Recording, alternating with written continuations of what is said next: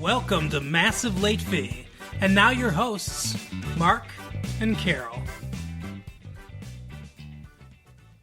Well, hello everyone. Welcome back to Massive Late Fee. My name is Mark.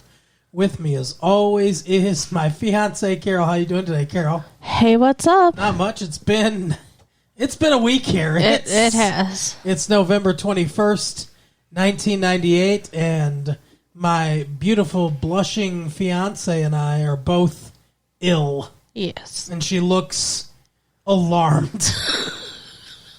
Something going on? I feel a little sick, but yeah. It's all good. Okay, well, if one of us has to excuse ourselves, then the other one, I guess, will carry on. Right? Because of our sickness, having colds, what are they called? What do they call those colds? A cold is a type of coronavirus. It is a type of coronavirus. That is true. So we have a type of coronavirus, and we don't feel good. No. No, we do not. So because of that, I didn't read the newspaper. I was so tired, I didn't read the newspaper. My brain was so fogged with sickness. But it wasn't too fogged to trek out to a movie theater and put a lot of people at risk for one of the number one movies in America this week. Enemy of the State. So, Carol, what did you think of Enemy of the State? I gotta say, I didn't love it. Yeah. I mean, it's not a bad movie, but it's not great. So, what did you think? I mean, there were parts of it I liked. There were parts of it I didn't love. It's hard to put my finger on. Something about this movie doesn't work 100% for me. I think I would give it a tepid recommendation, but not a full-throated recommendation. It's a Tony Scott film. Tony Scott, brother of Ridley Scott, and director of such films as Top Gun, Days of Thunder, and The Fan.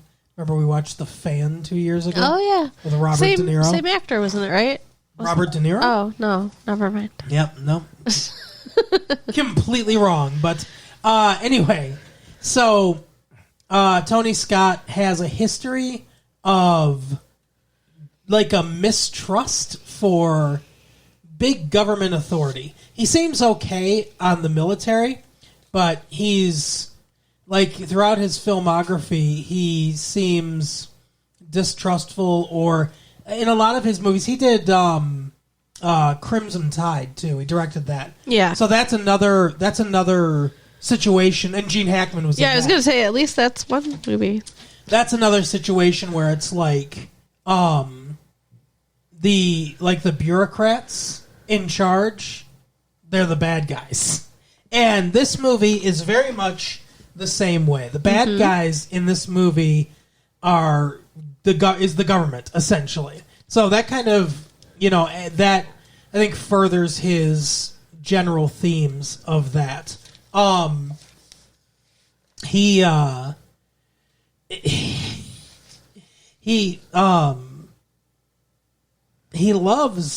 usually it's funny because he loves like warm color palettes. Like I think Does he? Yeah, I mean generally I think of Days of Thunder, I think of Top Gun. They're very warm movies. This movie is very cold. Everything has like a blue sheen to it. There's a lot of blue. It's a very cold, like colored movie. Yeah, well, like I said, I feel like that's because we're supposed to be looking at it as though we're looking through surveillance in a lot of scenes. Not every scene, but a lot of the scenes. That's an interesting point. And I think, thinking back on it now, so this movie essentially, it stars Will Smith and Gene Hackman. Will Smith plays a lawyer named, Robert Dean.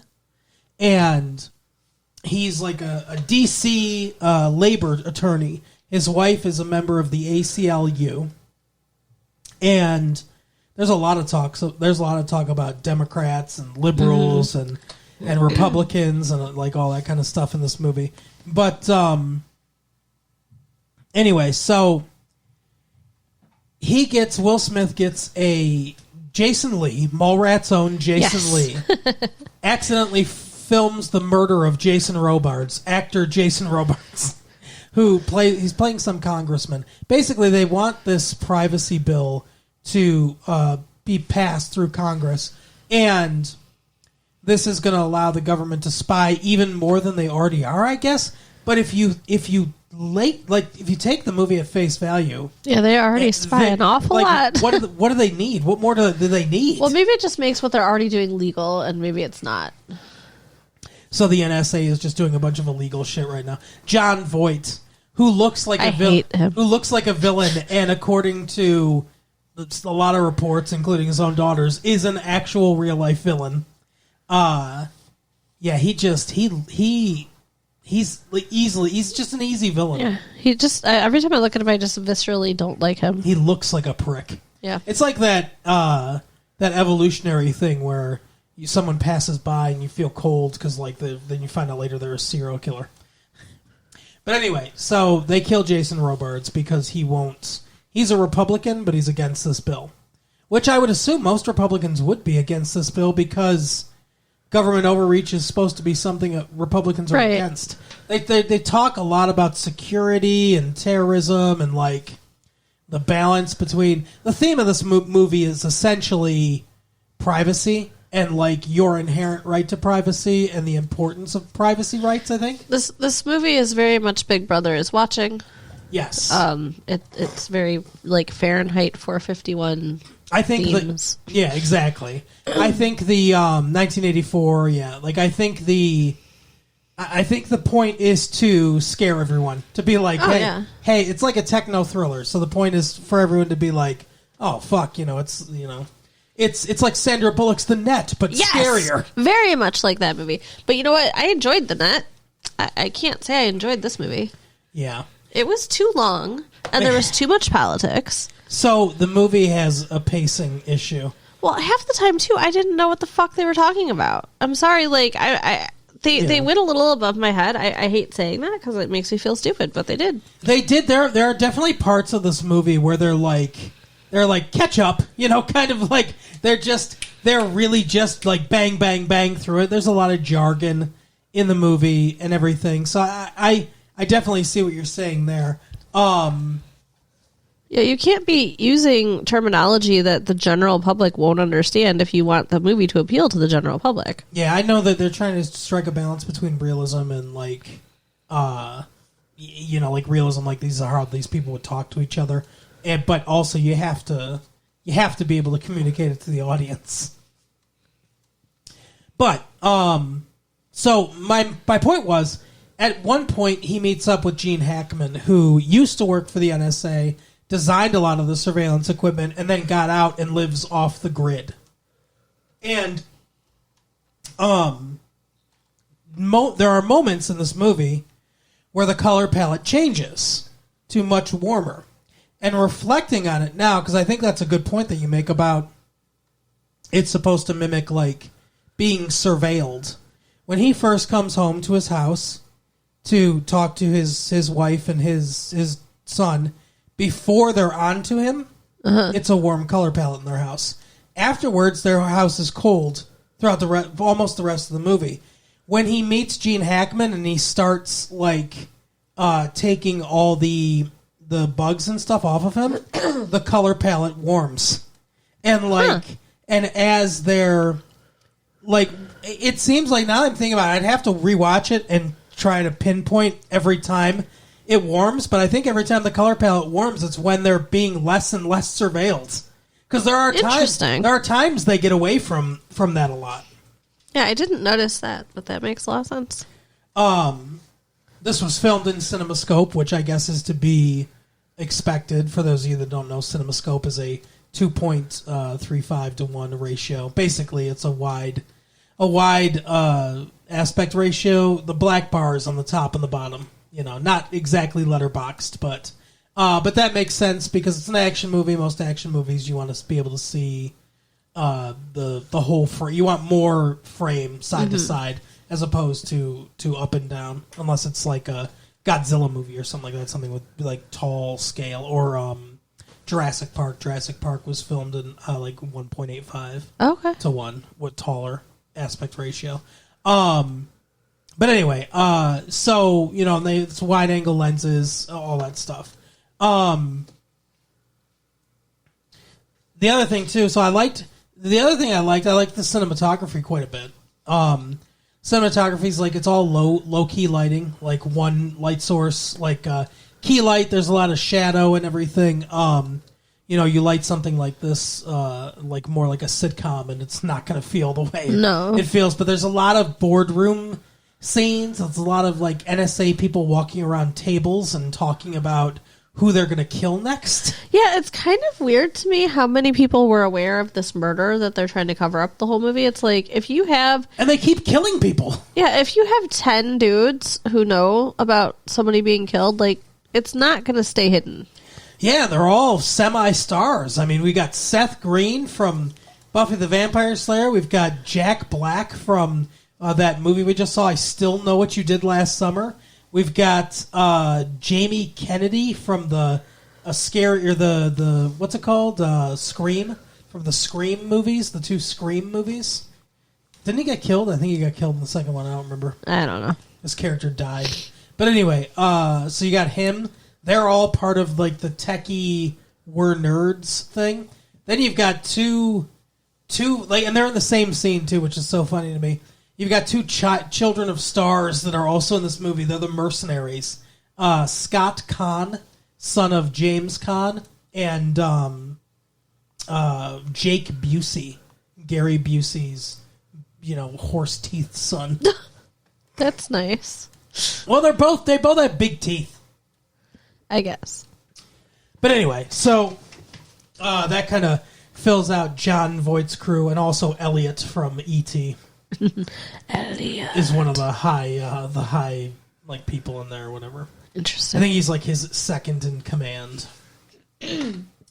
But one of the things that what? Nothing. You're really not even here, I don't think. I'm here. I'm right here. One of the things that I think hurts the movie is that their plan, the way they go about their plan, is convoluted and stupid. So Jason Lee, he makes videotapes of ducks. Yeah, like the migratory patterns of ducks. Yeah. And he inadvertently captures the murder on tape. Sees it, and they've already bugged his phone, all that stuff. How do they bug his phone remotely? Like, they just have that capability, too? It's like, so why do they later go in and bug people's phones with actual bugs? Like, that means that they have access to everybody's phone, then, I guess. It kind of seems like some of this movie is an exaggeration or possibly, fictionalized. Oh, it has to be. There's one point where, Jason Lee discovers this. He talks to this guy he knows in a paper, and he's like, "I'm going to fucking bring you this murder stuff. I'm telling you right over a regular phone." And he's like, "Cool, come in.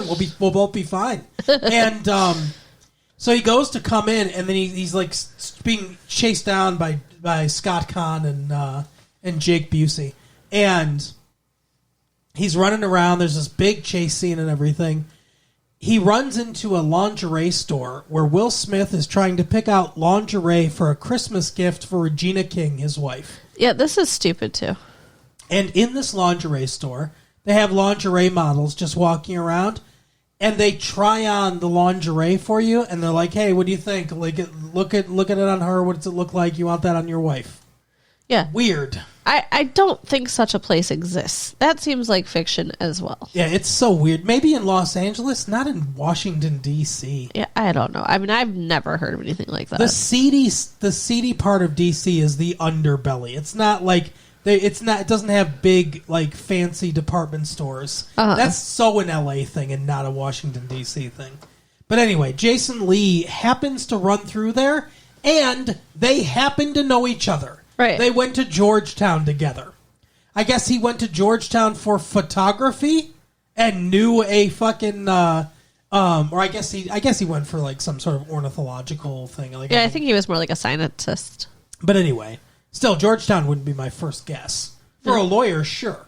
But anyway, so they happen to know each other, which seems like kind of, convenient. A long shot. And he slips it into his bag, the tape, because he knows they're coming after him. So then, later, when they're trying to figure out what the fuck happened to this tape, because they want it back, they pull up surveillance footage inside. Oh, yeah. This is ridiculous, And too. like they just have instant access to that. Like every store's surveillance footage just comes to them. Like what the fuck? Well, and they can zoom in That's what I was gonna say. and pivot around as though you can't do that. That's the fictionalized part. Like that's they're like, oh, the shadow change and like and all this stuff and everything. It's like I bet you that the NSA has very sophisticated stuff. You can go on Microsoft on the computer and you can see an image of your house. Like you can see the roof of your house. Like from a satellite image. Really? Right? So if I can see that on a regular computer, I'll bet you they have very sophisticated things like this with satellites and everything. However, I don't believe that they have a computer that's like, oh, we know exactly what the other side of that bag looks like. Right. How would it? It could only be a guess. Well, I think they actually said something like that, like that it was a guess based on like the dimensions or something like that. But even then, like, I don't think that could be anywhere near reliable. No, I agree. It wouldn't be. But yeah, it was pretty ridiculous. Oh, like, and like the way, like the speed of it and everything, it was just like, rotate 90 degrees, punch in there 10 times, like, and all that stuff. And it's like, and it's a crystal clear image. I was glad when they asked for somebody's face and they're like, oh, can't do it. He never looked up. Like, I was glad that they acknowledged any kind of a limitation to anything. Right. Yeah, well, they're like, yeah, the satellite's, 10 miles above Earth, it can't fucking look sideways. But yeah, like, that's the thing, is that they do eventually win by pitting the government against the mob, and then everyone just dies. Like, yeah. That's also a really fucking weird ending. I guess I give it a little credit for, like, originality, Sure. I suppose. But it's weird to end the movie with just a bloody shootout where all sides die and Will Smith hides under a table and is fine. Yeah, he's the only one that makes it out of that room, right? Yeah, exactly. And the police come, and I guess they question him a little bit, but then it's like, oh, all charges are dropped, and you're cleared of every single... Like, your life is... Because they ruined his life. They planted stories about, like, he's involved in this murder, he did this, blah, blah, blah, blah, blah. He's been embezzling money, all this shit. He lost his job. Yeah. His wife gets mad at him because she finds out... Well, this is on him, though. He's been lying to her. 100%, yeah. About, like, continuing to see this woman he had an affair with for it's- business reasons, supposedly. It's but. Denise Huxtable. Yeah. It was interesting. Yeah, so Lisa Bonet, I think her name is. She plays like his go-between to someone that can get him information and everything. And she pays a bunch of, or she charges him a bunch of money for it and everything, right? But he had an affair with her 4 years prior. And he's still using her in this capacity. Yeah, that's and lying fucked up. about it. That's absolutely fucked up. And, like, their relationship did not seem resolved at all. No. Like, the way they're talking to each other and stuff. There's a lot in this movie that, like, isn't resolved. Like I said, everything with, like, that they ruined his life and everything is just undone by one newspaper article. One newspaper headline. It's like, oh, okay, I guess he's fine. Yeah. Well, like, even his wife gets mad because she finds out he's been lying to him. And then at the end of the movie, everything's cool. She's all right. Like, she just trusts him and forgives him. Why? Like, he did nothing to earn that. No, he didn't. He did nothing to earn it. You're right. It's ridiculous. But one thing that I did like a lot about this, I was saying that the conclusion of this movie where it's just like a slaughter. You know what it reminded me of? Huh. It reminded me of the comedy scene in Dirty Work. Oh, where yeah. where they plant the fish in the drug dealer's house, Uh-huh. and they're just standing in the other room, and there's like just a bunch of gunshot sounds and everything, and it's like, he's killing me with my own chainsaw and all that shit and everything. That's what it reminded me of, but it's supposed to be a serious movie. It's like Jason. He's killing me. Exactly. Yeah, Rob, that was that character's name. But anyway, so ridiculous. The ending I thought was ridiculous and over the top. Yeah. And then like all the people that get out alive, they didn't go in there, his little underlings, and stuff. They're like, oh, we thought it was a training op and all that. They're still like trying to stick up for John Voight, even though John Voight is so dead. Right? But yeah, the ending doesn't seem earned in any way. That's one of my big problems with the movie. But one thing I did really like was Gene Hackman. Yeah. It's always nice to see Gene Hackman on screen. He was fantastic. Yeah, he did do a nice job. It reminds me a lot of, he played a spy of sorts, like a espionage guy in a movie called The Conversation. Okay. Which was a lot better movie than this movie is. But it reminded me a lot of that. Like, his role here reminded me a lot of his role in that movie. And the place that he's living, his little hideout, the Jar, is very reminiscent of his like headquarters in The Conversation. Huh. So much so that I think it must be a deliberate nod. Okay. Interesting. But yeah, like, he was fantastic. And Will Smith was really good too. Oh, Will Smith's always really good. Acting wise, it was very good. Like I said, the action I thought was good. There were a lot of things I liked about the movie, but here's where I think I'm at. I liked the parts. I liked a lot of parts of this movie, but I didn't like the sum. Yeah, and like for me personally, it just dragged way too much. Well, yeah, the movie, like I said, the movie has like severe pacing problems. It starts out fairly actiony because of the murder and everything. It almost like a John Grisham movie or something, right? Yeah, for sure. And then it kind of builds from there, and you're getting some good building, and you get like you get a lot of like espionage stuff going on, but it takes too long to get to Gene Hackman. And then once we get to Gene Hackman, it takes a little bit too long till their plan like fully crystallizes. And then and then we're sprinting to the finish. Like, let's go! This movie's over 2 hours now. Let's finish this shit. There was the one scene though where he meets this dude who I can't remember like the name or anything, but like he was like, oh, you're bugged, and he takes one of the bugs off him, and then later Gene Hackman's taking like a billion bugs off of him. Gabriel Byrne, yeah. But like, yeah, Gabriel Byrne. Why did he trust him in the first place? Like that seemed stupid too. Lisa Bonet told him that she always meets the dude at this one place on this ferry or whatever, this like certain seat.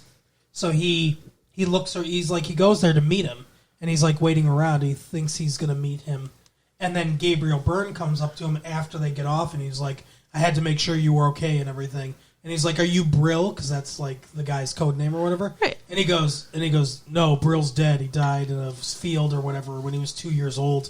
I took his name or whatever. Like, but he pretends that he's the guy he's looking for, so that's why he trusted him. I guess. He seemed suspicious right away to me. Well, yeah, I agree, and he was, because he was part of the NSA thing. But yeah, overall, I would say give it. I think you can wait. Yeah. I honestly think you can wait to watch it. I mean, if you really want to watch it, maybe it would be enhanced with popcorn. But Maybe. It's not enhanced in any way by being on the big screen. So. It's more of a popcorn movie, for sure.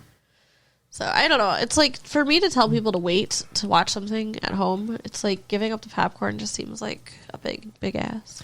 I think it's a little bit too technical for most people, and I don't think the script is smart enough for, people really interested in the minutia of tech. Yeah. So I think it's essentially for no one. Agreed. But there are parts of the movie that I think are entertaining, and Tony Scott did a good job. Like he usually does a good job directing. It's a competently directed movie. Yeah. I just like I said, I think the best way to say it is I liked parts of it, but the whole doesn't really hit for me. One thing I want to talk about before we go, we don't usually do like an epilogue or whatever, but I forgot to bring it up top because we didn't have any news per se. But we did see a trailer. We saw a trailer before this movie, a trailer for a movie coming out like 6 months from now, but still, Star Wars Episode 1, The Phantom Menace. Yeah. And I thought we'd talk about that real quick. Thoughts on the Star Wars trailer. It's about 2 minutes long, and it seems to show quite a bit without showing much. It's really weird. I don't know. I mean, like, I'm excited to see the movie, though. I'm very excited. It's probably the most anticipated movie, like, fucking in the last 10 years, maybe. We see Liam Neeson from Schindler's List as some kind of Jedi. There's Ewan McGregor, who is in Trainspotting. He's playing a young Obi-Wan Kenobi. There's we see Samuel L. Jackson looks to be like part of like a Jedi Council. Or I love Samuel L. Jackson. The head of the Jedi Council or something like that. We see Yoda. He's there. And then, of course, C-3PO and R2-D2. But then, other than that, it's like, every generation a hero will rise. And, like, you just see... Oh, and we see Jake Lloyd, a little kid who is in Jingle All the Way. He's playing a young Anakin Skywalker, I guess. the boy, the son in that movie? Yeah. Oh, the interesting. One, I'm good. I've got to get the Turboman doll. It's like such a good idea to cast Arnold Schwarzenegger saying, I've got to get the Turboman doll. It was a funny movie. It was fine. But yeah, I thought that was interesting too. So obviously that's a movie we'll be reviewing when it comes out. For I'm sure. excited to see it. But that is the episode for the week. Kara, why don't you tell the people where to go when they're not sick? So you can write us at latefee1994@AOL.com. Yeah, wish us a speedy recovery. Check out our website at www.retrolatefee.com. Uh-huh. And share the tapes with your friends. We'll see you next time. Bye. Bye.